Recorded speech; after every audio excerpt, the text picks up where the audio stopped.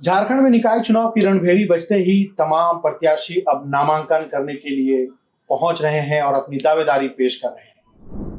झारखंड में 9 नगर निगम क्षेत्रों के में चुनाव होने हैं, जहां मेयर के साथ साथ वार्ड पार्षदों का चुनाव होगा, जिसमें तमाम राजनीतिक दलों ने अपने अपने प्रत्याशियों को समर्थित प्रत्याशी के तौर पर उतारा है।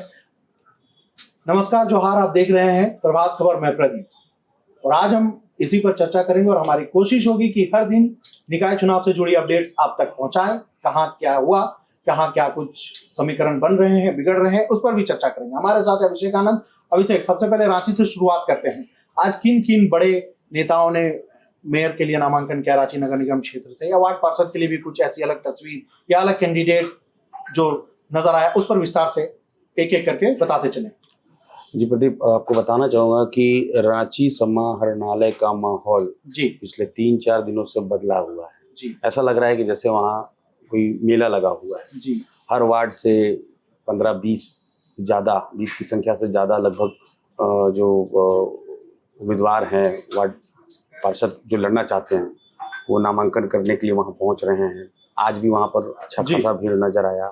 कुछ युवा चेहरे भी नजर आए जो कि यहाँ पर किस्मत आजमा रहे हैं।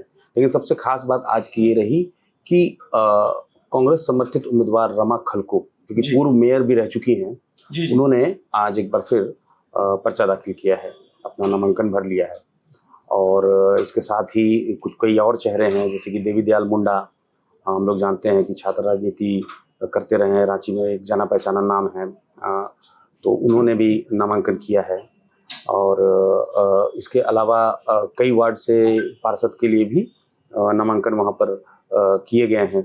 तो कुल मिलाकर के रांची की बात ये करूँ तो अभी सबसे बड़ा जो चेहरा जो माना जा रहा है वो रमा खलको, उन्होंने नामांकन कर लिया है। लेकिन इसी के तरह रोशनी खलको, जिन्हें बीजेपी ने समर्थन दिया है, वो कल नामांकन करेंगी।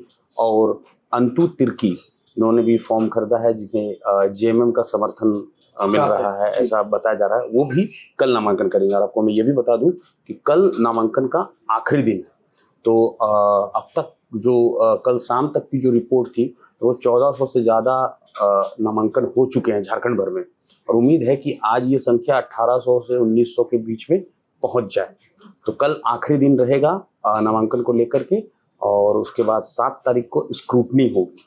तो देखना ये होगा कि कल शाम को ये पता चल पाएगा कि कुल कितने प्रत्याशी मैदान में हैं मेयर के लिए, और वार्ड पार्षद और पंचायत सदस्य के लिए जो भी संख्या होगी वो कल निकल करके सामने आएगी। लेकिन कुल मिलाकर के रांची में माहौल बिल्कुल बदला हुआ है।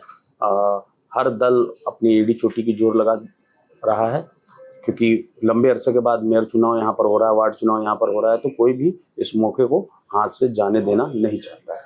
वही अगर धनबाद की बात करें तो धनबाद में आज कुल 4 प्रत्याशियों ने मेयर पद के लिए नामांकन दाखिल किया है, जिसमें मोहम्मद परवेज खान है, मोहम्मद रुस्तम अंसारी हैं, पुष्पा कुमारी हैं और अमित अग्रवाल ने नामांकन किया। आपको बता दें कि धनबाद में पहले ही चंद्रशेखर अग्रवाल नामांकन कर चुके हैं, जो भाजपा समर्थित मेयर रह चुके हैं एक बार धनबाद के। हालांकि इस बार बीजेपी ने वहां संजीव अग्रवाल को मैदान में उतारा है, और चंद्रशेखर अग्रवाल जो कि दुमका में जाकर हेमंत सोरेन के सामने जेएमएम की सदस्यता ले चुके हैं। तो अब ये कह सकते हैं कि एक तरह से धनबाद में दिलचस्प मुकाबला होगा, और जेएमएम के समर्थित उम्मीदवार धनबाद से चंद्रशेखर अग्रवाल होंगे। देखिए, धनबाद लगातार हम इसके धनबाद की चर्चा कर रहे हैं कि 9 निगम क्षेत्रों में धनबाद एक अहम स्थान रखता है, क्योंकि इस बार वहां संजीव सिंह पहले से ताल ठोक रहे थे कि वो भी मेयर प्रत्याशी बनेंगे। ठीक है, धनबाद के जो सांसद है डुल्लू महतो, उनकी पत्नी सावित्री देवी भी चुनाव लड़ना चाह रही थी।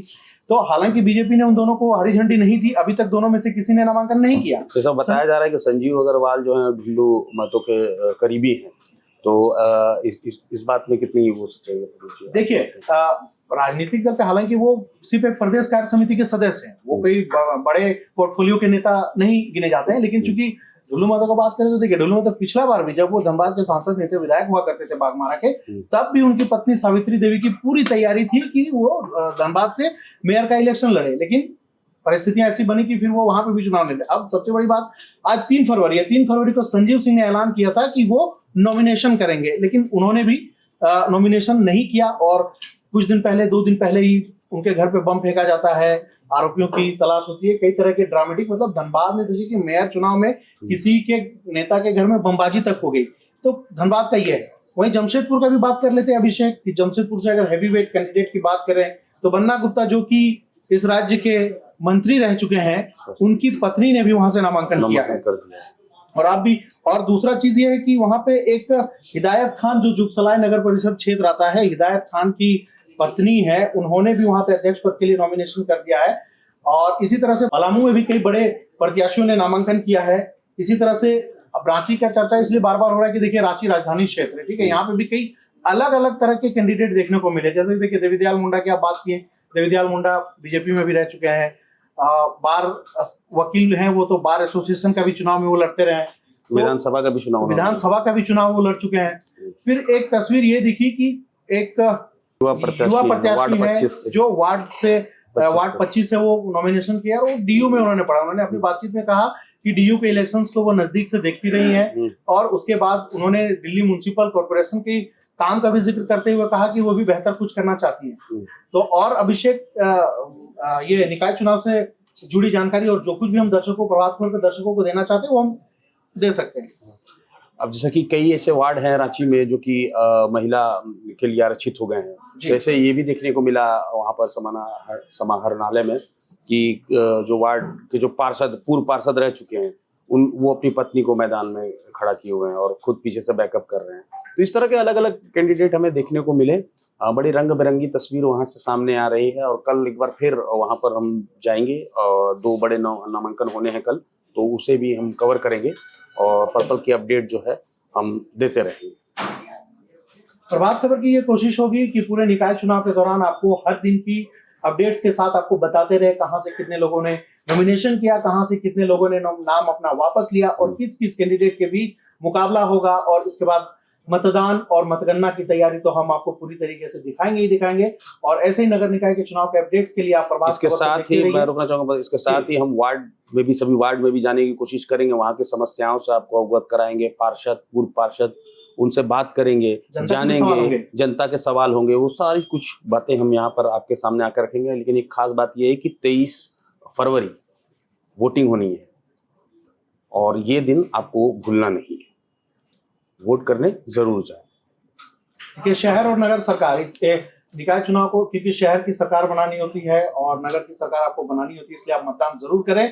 मतदान हम सभी का अधिकार है, इसलिए आप मतदान जरूर करें। और इस बार मौका है आपकी शहर की सरकार चुनने का, नगर की सरकार चुनने का, तो बिल्कुल वोटिंग के अपने राइट्स का आप उपयोग करें। और ऐसे ही वीडियोस के लिए आप प्रभात खबर को देखते रहिए। मैं प्रदीप, इजाजत दीजिए। जय हिंद, जोहार। प्रभातखबर.com, विश्वास वही, रफ्तार नहीं।